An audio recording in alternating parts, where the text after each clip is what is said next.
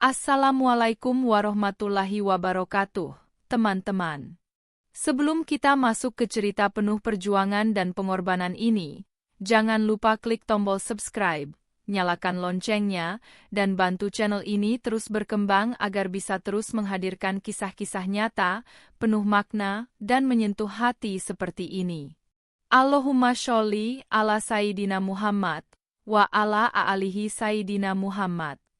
Semoga sholawat ini membawa keberkahan untuk kita semua.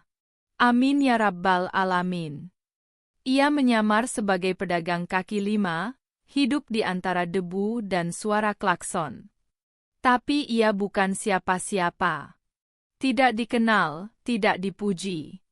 Hari itu, ia hanya ingin membongkar razia ilegal. Tapi siapa sangka, satu langkah keadilan mengantarkannya ke akhir yang tak pernah ia bayangkan. Namanya Ratna Dwi Jayanti. Usianya 28 tahun. Wajahnya lembut, sorot matanya tenang, tapi langkahnya tegas. Ia adalah agen rahasia dari unit khusus intelijen dalam negeri yang ditugaskan menangani kasus-kasus kejahatan terstruktur yang melibatkan aparat.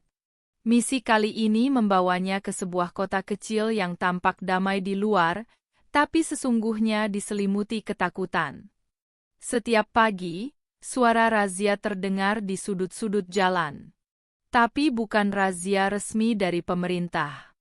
Ini razia liar, dijalankan oleh oknum-oknum yang mengaku petugas, berseragam prematur, dengan senjata dan surat tugas palsu. Mereka menyasar pedagang kecil, tukang parkir, sopir angkot, hingga anak sekolah yang membawa motor. Lu nggak punya STNK? Tarik motornya. Lapak lo ilegal, bayar uang keamanan 300.000. Semua orang tahu itu salah. Tapi siapa yang berani melawan? Ratna turun dengan identitas baru. Ia menjadi Mbak Nia, pedagang cilok di perempatan jalan yang terkenal rawan. Ia belajar meracik bumbu sendiri, menyewa gerobak kecil, dan bergaul dengan pedagang asli. Di minggu pertama, ia hanya mengamati. Memasang kamera mikro di topi, merekam semua interaksi. Ia melihat bagaimana preman-preman itu bekerja sistematis. Bahkan, beberapa anggota Satpol PP asli terlihat menyatu dengan mereka. Sore itu, Ratna duduk bersama Bu Yati, penjual nasi kuning. "Bu, kalau mereka datang, harusnya ngapain?" tanya Ratna sambil mengaduk bumbu. Bu Yati menghela napas panjang. "Diam aja, enduk. Kasih uangnya.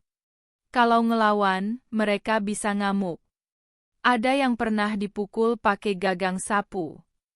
Tapi Ratna bukan tipe yang diam. Ia mulai mengumpulkan wajah-wajah mereka. Jam berapa mereka datang, siapa yang terlihat paling dominan. Semua datanya dia catat. Setiap malam, ia kirimkan laporan ke pusat lewat perangkat khusus di bawah meja gerobaknya. Namun malam itu, laporan digitalnya tak terkirim. Sistem komunikasi diblokir. Pusat tak menjawab. Ia curiga, informasinya bocor. Benar saja. Keesokan harinya, saat sedang melayani pembeli, seorang pria kekar menghampiri. Ini ciloknya enak ya, Mbak Nia?" Ratna terdiam. Ia tidak pernah menyebut nama itu pada orang luar. Atau harusnya saya panggil? Ratna. Dunia seakan berhenti. Ia mencoba tersenyum, tapi tubuhnya menegang. Beberapa orang berbadan besar mulai mengelilinginya. Salah satu dari mereka mengangkat jaketnya, memperlihatkan pistol. "Udah cukup main petak umpetnya. Lo pikir kita nggak tahu?" Ratna melompat dari gerobaknya, menendang salah satu pria itu, dan berlari ke arah gang kecil. Kamera dalam topinya merekam segalanya, tapi ia tahu, waktunya sudah tak banyak. 2 motor mengejarnya, menyusuri lorong demi lorong.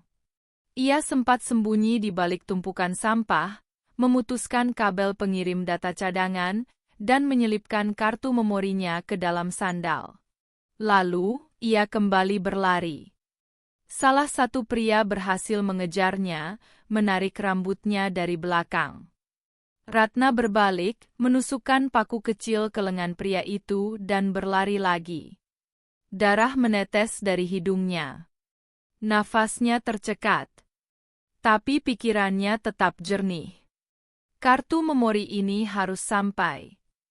Ia mendatangi Oji, ojek online langganan yang pernah ia tolong ketika hampir kena razia palsu.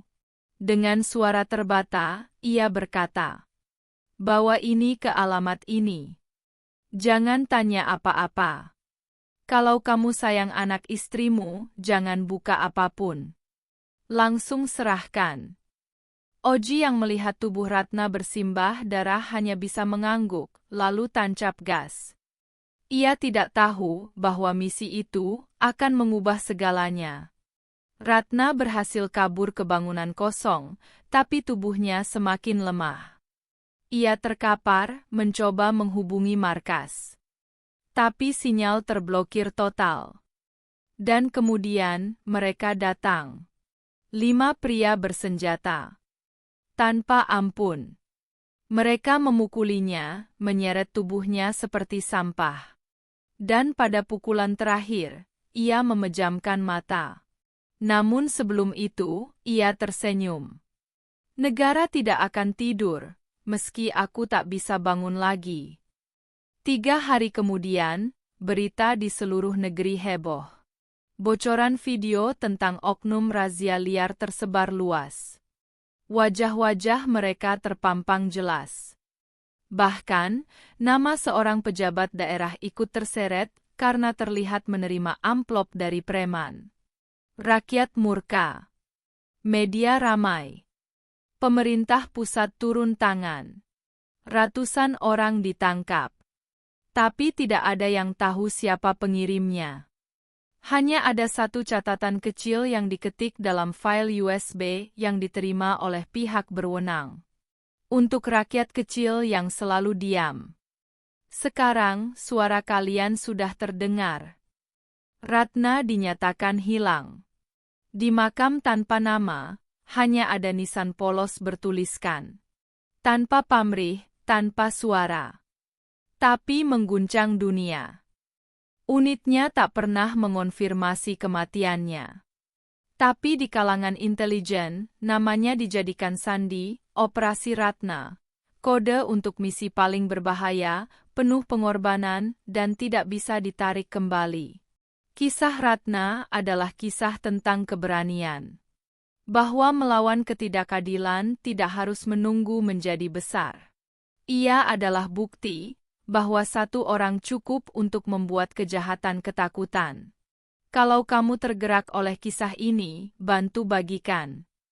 Biarkan semakin banyak orang tahu bahwa ada orang-orang di luar sana yang rela mati demi keadilan. Dan tentu saja, klik tombol subscribe, aktifkan loncengnya, dan bantu channel ini terus hidup, untuk terus menyuarakan mereka yang tak sempat bicara. Disclaimer. Cerita ini adalah fiksi belaka, terinspirasi dari berbagai realitas sosial di sekitar kita. Nama tokoh, tempat, dan kejadian hanya rekaan semata dan tidak bermaksud menyinggung atau menyudutkan pihak manapun. Jika ada kemiripan dengan kejadian nyata, itu hanyalah kebetulan semata.